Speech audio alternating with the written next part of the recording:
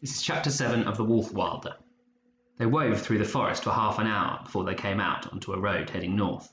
It was thin and winding, flanked either side by trees arching above their heads. Their branches sparkled with frost. "If I wasn't so sure that they'd shoot me if they caught me," said Ilya, "this would be very beautiful." His tone was unnaturally bright. Feo was about to tell him to keep his voice down, but as she turned, she caught sight of his face.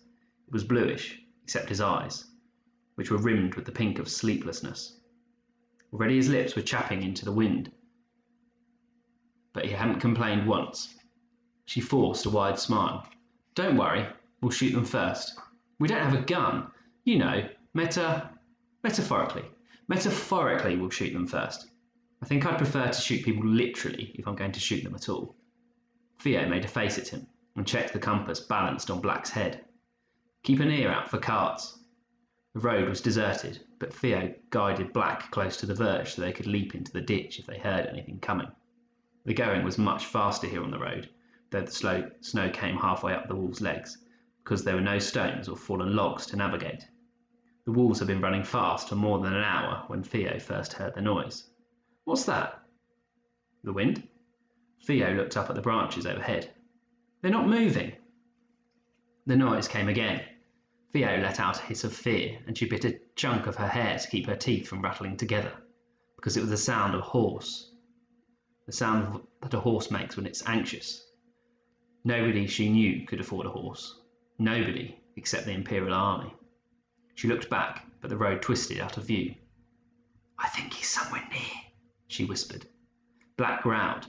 Perhaps her knees had contracted too tightly and she'd hurt him. Or perhaps he'd smelt something.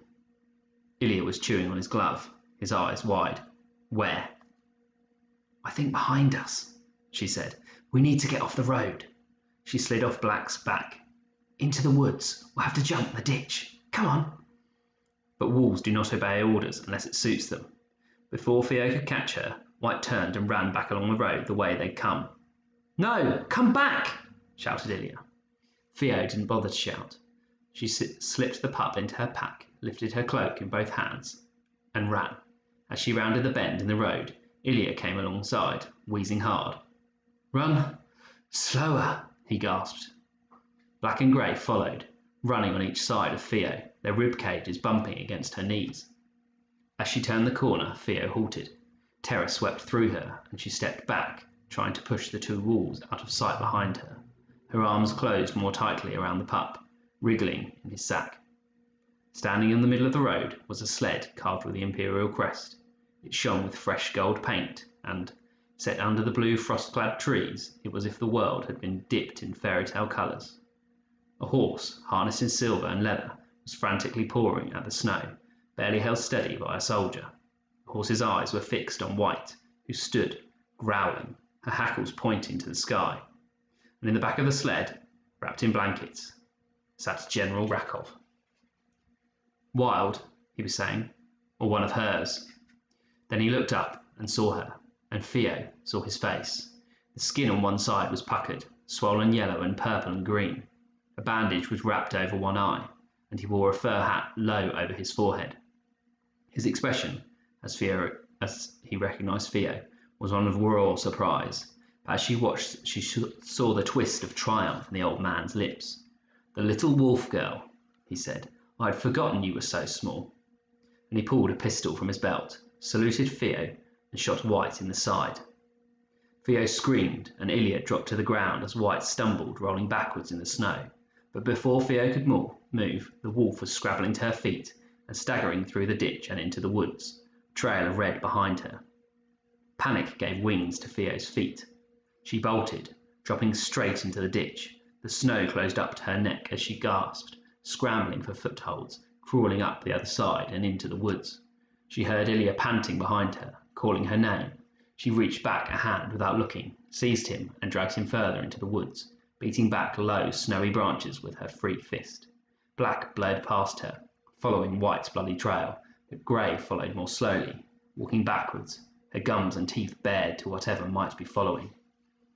Once only, Feo turned, just in time to see Rakoff mounted bareback on the black horse, urging it into the ditch. Its hoofs scrambled for perches to mount the bank, and the young soldier pushed its rump, forcing the horse up and into the wood. Rakoff barked an order, and 2 more shots rang out. Terror made the world turn broken and disjointed, and Feo saw only the trees ahead of her. She retched. Snow grabbed at her boots, and she concentrated only on running, dragging Ilya by the wrist, dodging around great white humps of bushes, and beating the snowy world out of her way. Ilya was saying something, shouting something, but the bellow of terror in her ears blocked out all sound and logic, and all she could do was run.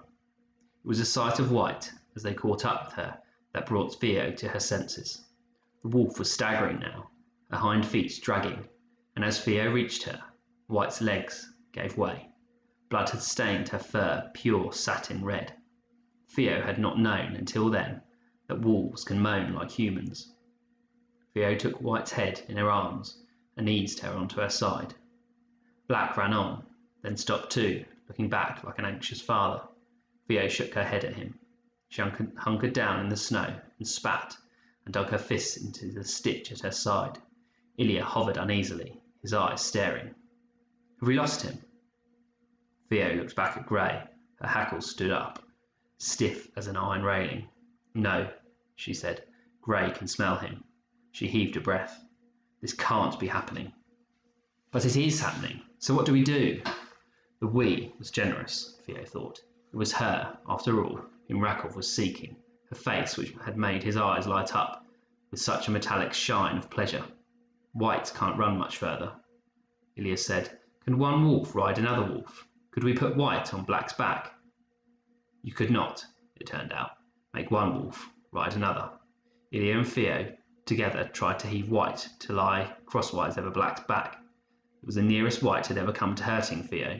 She snarled and lashed out with her claws, cracking her jaws, and twisted back onto the ground.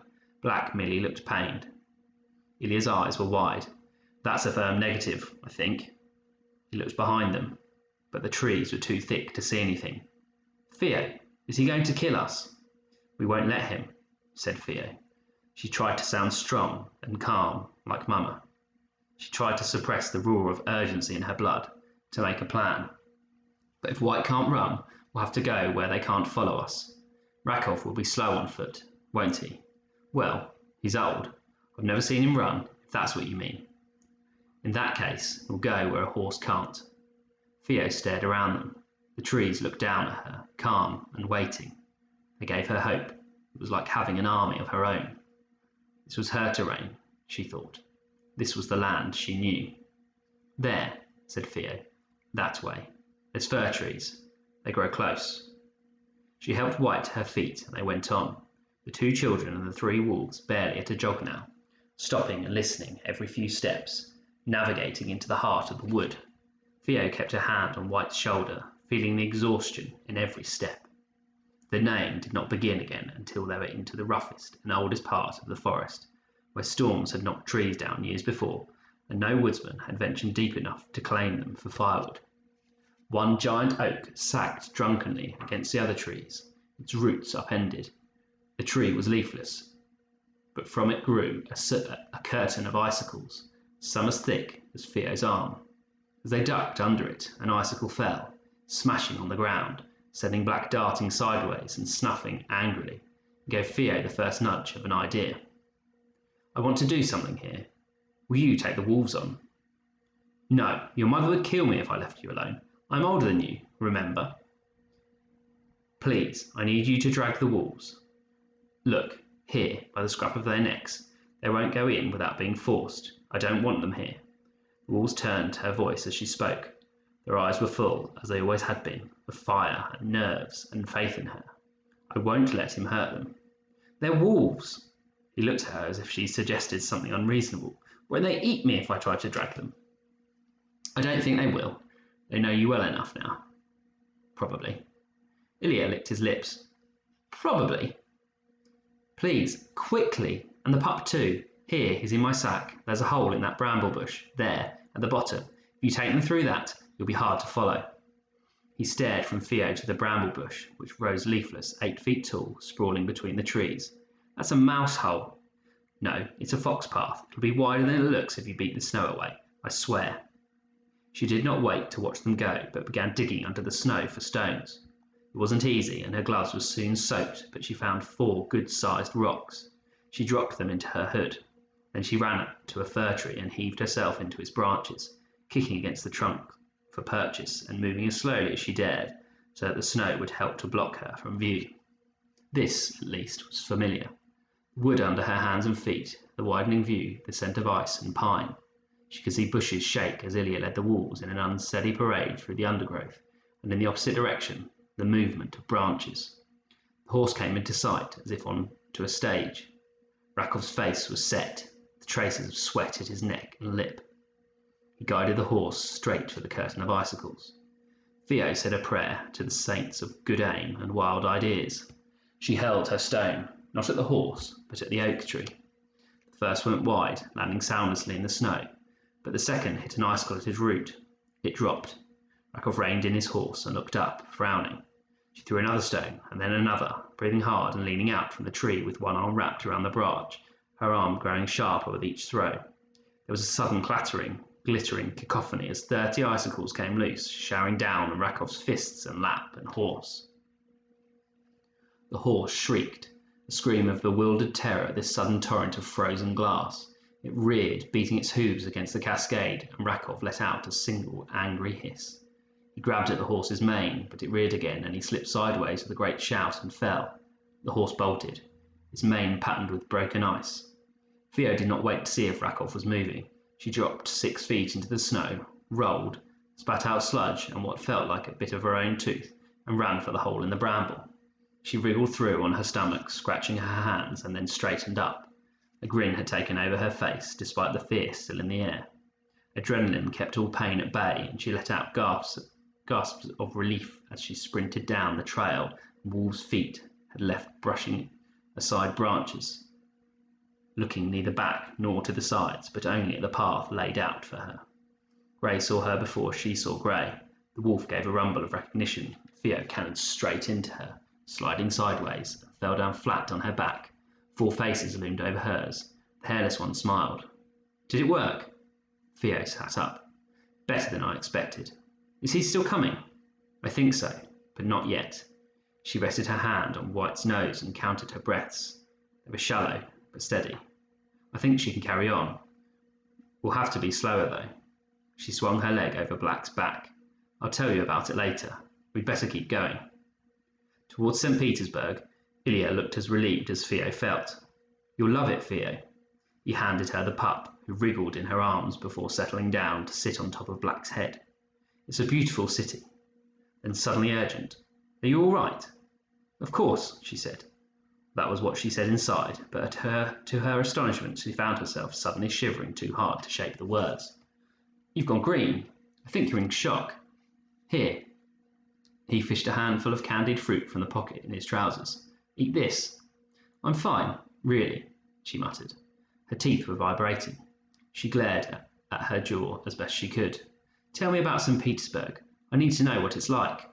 The fruit was dusty and covered in trouser fluff, but sweet. The pulsing in her head eased. "Well, it's huge and golden. It's a very tall city. It's full of spires."